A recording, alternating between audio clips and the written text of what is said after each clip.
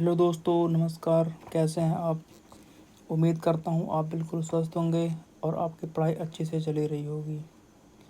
तो मैं Avinash sir vocab के सेशन में आज चौथा वोकैब पढ़ाने जा रहा हूँ आप लोगों को।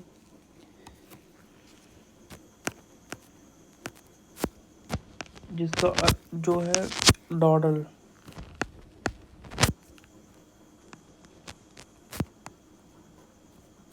है ना।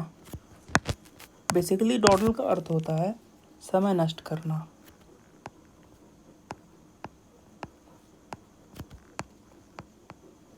समय नष्ट करना। समय नष्ट करना छोटी छोटी चीज़ों में। कभी कभी होता है कि जैसे पता चल रहा है कि 1 महीने बाद आपका एग्ज़ाम है, आप बैठ कर के रील स्क्रॉल कर रहे हो। है ना। जैसे आप कोचिंग पढ़ने के लिए निकले, शाम 1 घंटे 2 घंटे के लिए कोचिंग पढ़ने के लिए निकल गए हैं। पता चल रहा है कोई दोस्त रास्ते में मिल गया, कोचिंग पढ़ने के बाद कह दिया चलो भाई चाय पी लेते हैं या फिर कहीं घूमने चलते हैं। चले गए चाय पीने उसके साथ, वहाँ समय आपका नष्ट हो गया, बर्बाद हो गया। फिर पता चल रहा है कह रहा है भाई चलो बैट बॉल खेल लेते हैं, उसके चक्कर में चले गए ग्राउंड पे। 1 2 घंटे उधर अपना वो टाइम बर्बाद कर लिया आपने। तो ऐसे ऐसे करके वो 2 घंटे की कोचिंग पढ़ने गए थे आप, बट कई अननेसेसरी चीज़ों में आप फंस के रह गए और अप्रॉक्स आपका 5 6 घंटे नुकसान हो गया। है ना। तो ऐसे ही होता है समय नष्ट। डोडल का अर्थ होता है समय नष्ट करना। अगर इंग्लिश में इसका अर्थ जानना चाहें तो हो जाएगा टू वेस्ट टाइम। है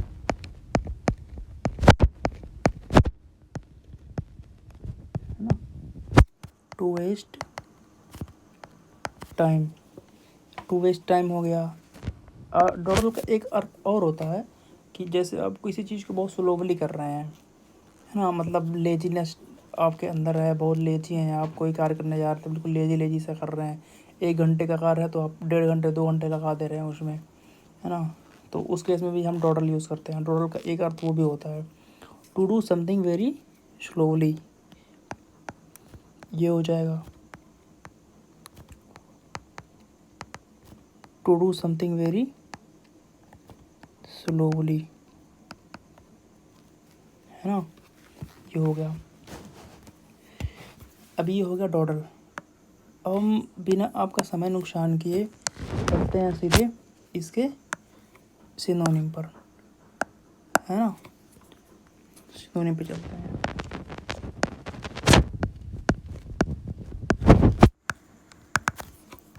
सिनोनिम। सिनोनिम इसका कई सारा सिनोनिम होता है। है ना। जैसे एक हो जाएगा एम्बल।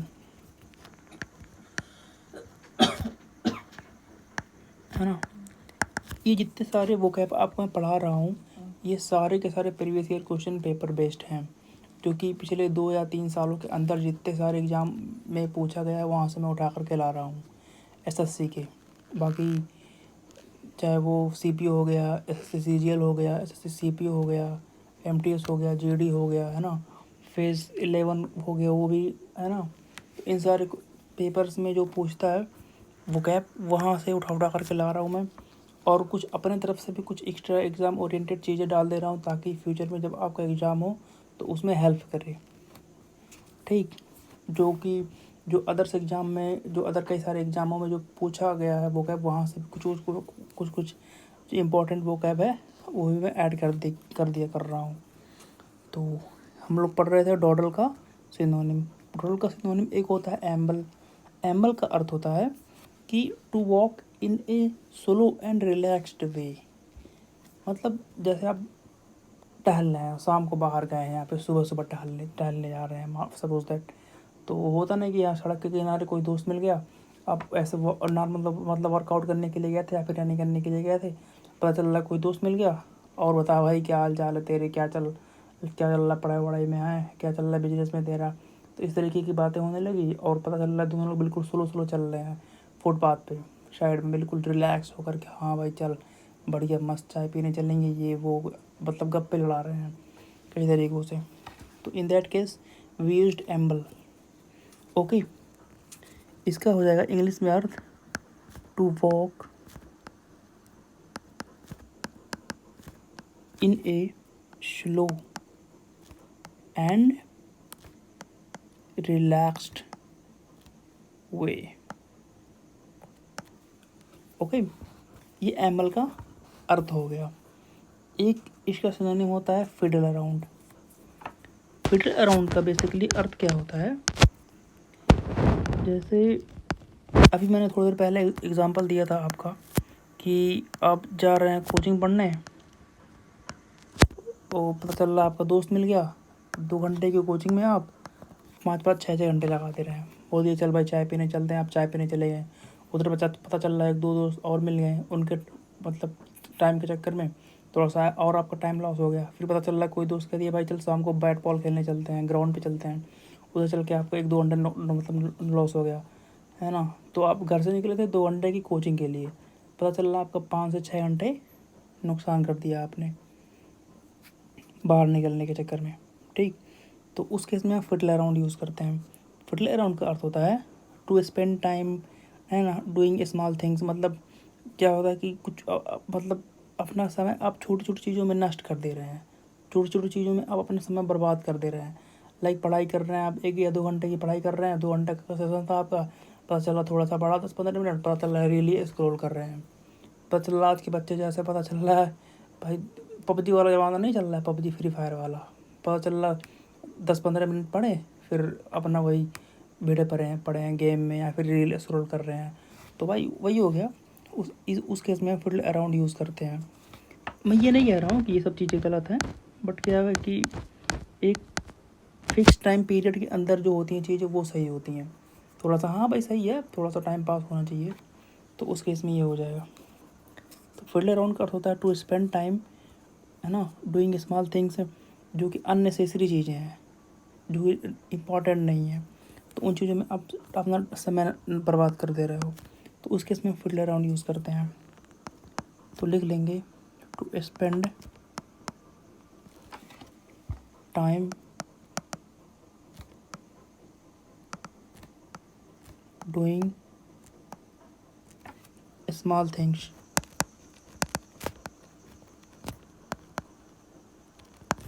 That are not important.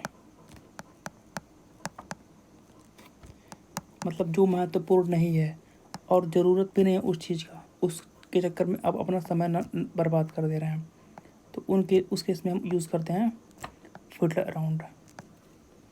Okay, उम्मीद करता हूँ आपको अच्छे से समझ आ गया होगा फिडल अराउंड का अर्थ क्या होता है। एक होता है ट्राइफल।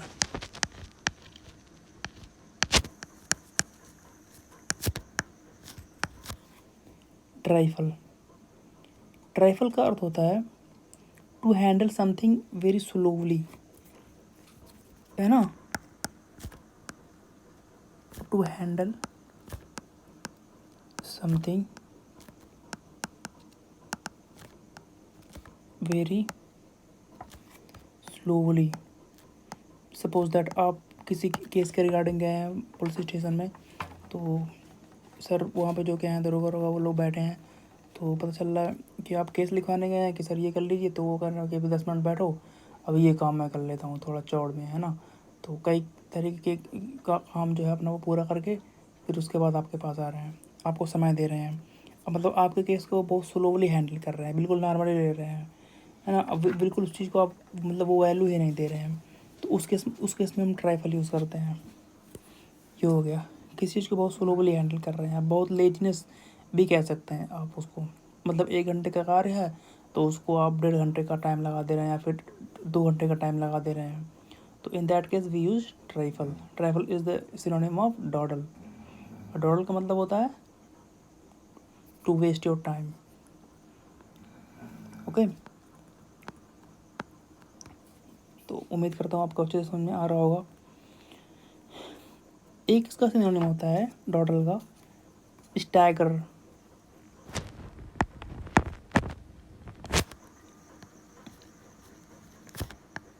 स्टैगर स्टैगर का अर्थ होता है move with difficulty as if you are going fall. जैसे इसका अर्थ ये हो गया कि ऐसे आप मूव कर रहे हैं कि अभी थोड़ी देर के बाद जैसे आप गिर जाएंगे नीचे, जैसे आप किसी बार से निकल रहे हैं या फिर कहीं गए, फिर वो ड्रिंक वगैरह कर लिया आपने, फिर बाहर निकल रहे हैं तो पैर ऐसे ऐसे ऐसे चल रहा है, पैर जैसा लग रहा है अभी थोड़ी देर बाद, थोड़ी देर आगे चल करके गिर जाएंगे आप, है ना। पता चल रहा है एक पैर राइट वाला पैर लेफ्ट जा रहा है, लेफ्ट वाला पैर राइट जा रहा है, ऐसे ऐसे करके। होता नहीं है कि जैसे होते हैं बहुत सारा जो ड्रिंक कर लेते हैं तो अजीब अजीब तरह की हरकतें करने लगते हैं, उनका चलने का इशारा बदल जाता है। तो इन वही हो गया स्टैगर। ओके, तो लिख लेंगे इसका इंग्लिश में अर्थ, मूव विथ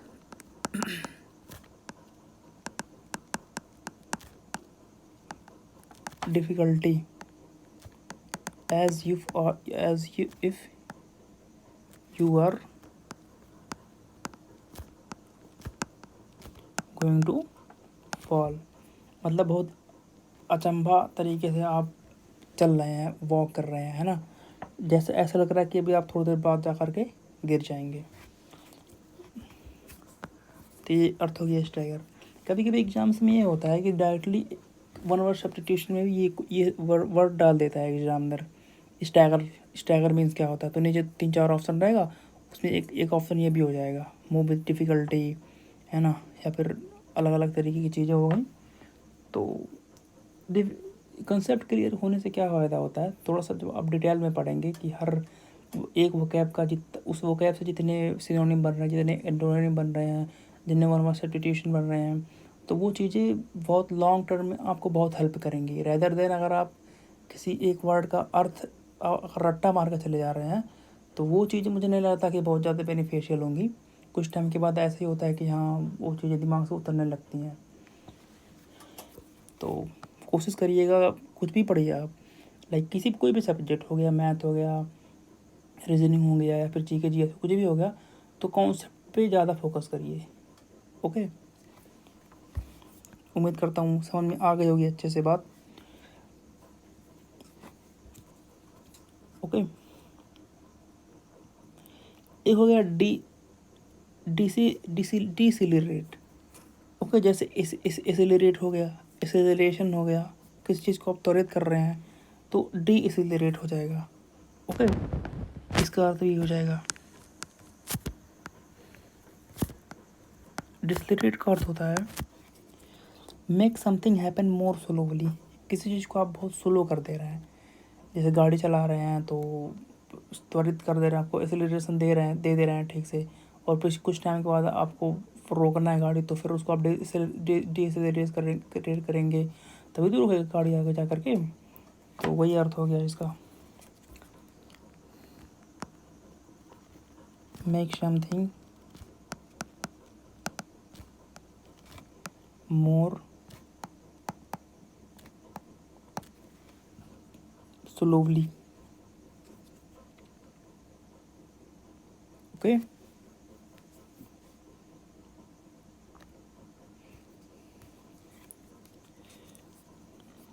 ये हो गया।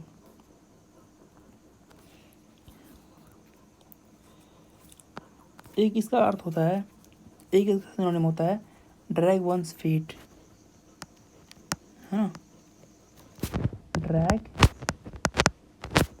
Once feet. ये भी होता है कि किसी का आप पैर को थोड़ा सा जकड़ लिए हैं तो चलने में आपको दिक्कत हो रही है। जैसे होता नहीं है घरों में कि हाँ छोटे छोटे जो बच्चे रहते हैं या फिर छोटे भाई बहन हो गए, तो आप जाते हैं किसी मार्केट में तो पैर पकड़ लेंगे, नहीं भैया मैं भी जाऊँगा साथ में, तो पैर पकड़ के ऐसे बैठ जाएंगे, तो आपको चलने में थोड़ी सी दिक्कत हुई कि अरे हट जाओ अभी थोड़ी देर बाद आऊँगा, या फिर किसी तरीके का आप बहाना मारते हैं, तो in that case we can use drag one's feet, ये हो जाएगा। ओके, एक इसका लास्ट सिनोनिम लिख लीजिए, वो होता है प्रोक्रास्टिनेट। ओके,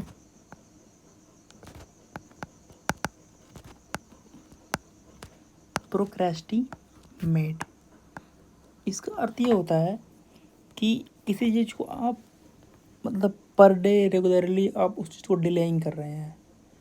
जैसे किसी कार्य के लिए आपको जाना है सपोज दैट कल, तो आप मतलब रेगुलर किसी न किसी तरीके से आप उस चीज़ को डिले कर दे रहे हैं कि मतलब कल नहीं जा पाऊँगा, कल कुछ काम है, ये वो किसी तरीके का आप ऐसे बहाना ढूंढ लेंगे, फिर उस चीज़ को आप टालते रहेंगे, कल नहीं, परसों, परसों नहीं, फिर उसके बाद, फिर उसके नहीं, फिर उसके बाद, ऐसे ऐसे करके। तो in that case we can use procrastinate. Hope you can understand.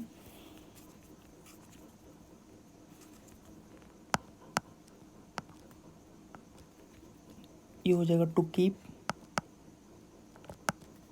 Delaying. Okay, ये हो जाएगा इसका एक सिनोनिम। अभी तो डॉडल का इतना सारा सिनोनिम हो गया। कितना सिनोनिम हो गया? 1 2 3 4 5 6 7, है ना। तो 7 सिनोनिम पढ़ लिया हमने डॉडल का। डॉडल का अर्थ होता है टू वेस्ट योर टाइम, समय बर्बाद करना, नष्ट करना अननेसेसरी चीज़ों में। ओके, अभी हम इसके एंटोनिम पे आ जाते हैं।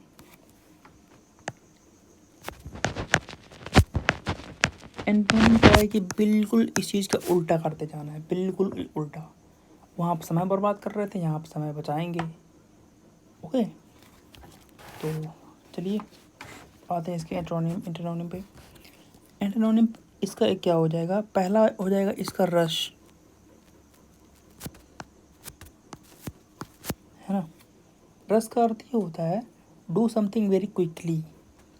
किसी चीज़ को आप बहुत तेज़ी से, बहुत फास्ट कर रहे हैं, बहुत तेज़ी से, कि हाँ बहुत जल्दबाजी में आप सपोज दैट ऑफिस जा रहे हैं आप, या फिर स्कूलिंग के लिए जा रहे हैं। आप पता चल रहा है कि मॉर्निंग में 8 बजे से स्कूल है और आप 7:40 पे घर पे उठ रहे हैं।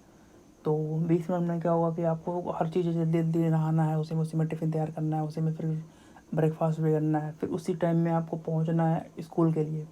तो उस टाइम पीरियड में आप बहुत फास्टली मूव करते हो। कितना भी क्लोज रहे आपका स्कूल, फिर भी आप बहुत फास्टली मूव करते हो। तो in that case we can say rush. Okay, इसका हो जाएगा इंग्लिश का अर्थ डू समथिंग वेरी क्विकली। किसी चीज़ को आप बहुत फास्ट कर रहे हो, तो ये हो जाएगा do something very quickly. Okay, इसके सेकंड एंथोनिम पे आ जाएंगे। एक इसका एंथोनिम होता है बैरल। बैरल का अर्थ होता है मूव वेरी क्विकली। वही हो जाएगा सेम टू सेम, जैसे ऊपर पढ़ा हम लोगों ने, बिल्कुल वैसे हो जाएगा। Move very quickly. ओके,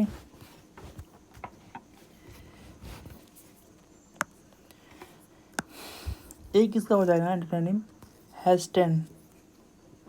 हैस्टेन का अर्थ होता है किसी कार्य को आप बहुत जल्दी करने की कोशिश कर रहे हैं।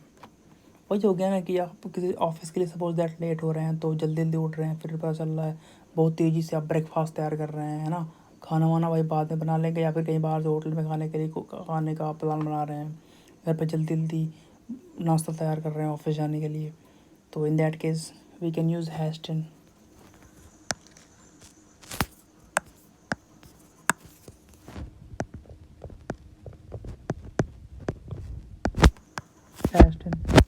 हैस्टेन का अर्थ ये होता है to make something happen sooner.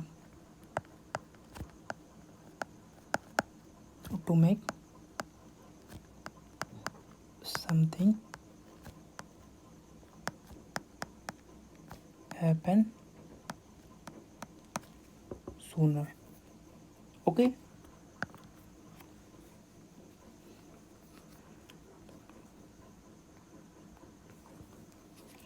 एक इसका एंटोनिम होता है कि एक्सटर्न। एक्सटर्न का अर्थ होता है, एक्सटर्न बेसिकली यूज़ किया जाता है कि जैसे किसी जॉब प्रोफाइल में आपका बॉस है, आप वो नहीं होता है, तो चीज़ें थोड़ी सी लापरवाही होकर के चलती रहती हैं, आप बिल्कुल रिलैक्स्ड वे में कार्य कर रहे हैं।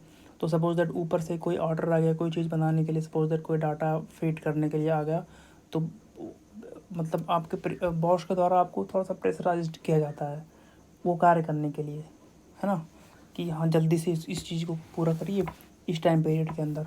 तो उस केस में एक्सटर्न यूज करा जाता है। ओके, तो एक्सटर्न का अर्थ ये होता है, मतलब इसका इंग्लिश में इसको ये लिखा जाता है to use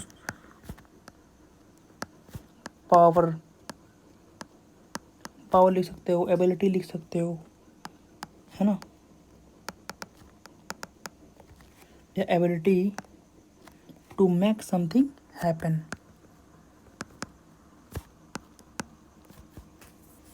to make something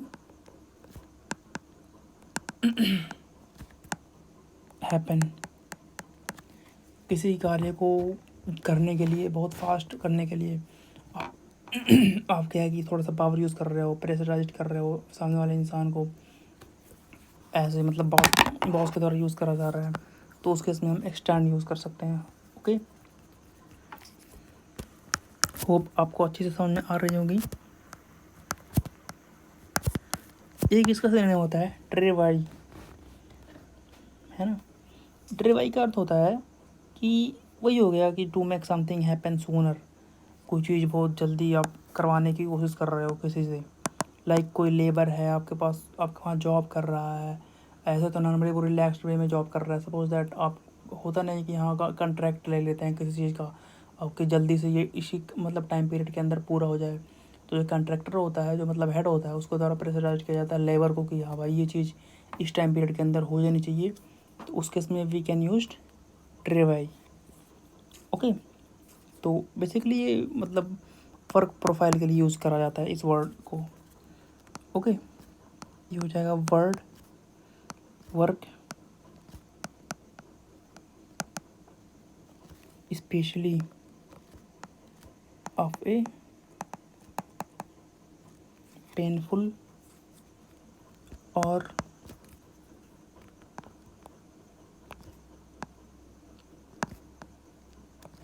laborious nature, है ना, कि किसी को मतलब मजदूर के जैसे किसी से कोई काम निकलवा रहे हैं या मजदूर से ही कोई कार्य निकलवा रहे हैं, तो in that case we can use ट्रेवाई। ओके, तो ये रहा आज का चौथा वोकैब। होप ये सेशन आपको अच्छे से समझ में आया होगा, और इसमें अगर कुछ आप सुझाव देना चाहते हैं कुछ इम्प्रूव करने के लिए, तो आप कमेंट बॉक्स में अपना कमेंट पिन कर सकते हैं, because this is my first time, मतलब यूट्यूब पे मैं क्लासेस शुरू करने जा रहा हूँ, तो जैसा भी होगा आपको कुछ लगेगा कि मैं कुछ इम्प्रूव कर सकता हूँ अपने अंदर, तो आप उस चीज़ को कमेंट बॉक्स में पिन कर सकते हैं, मैं कोशिश करूँगा उसको इम्प्रूव करने की। ओके,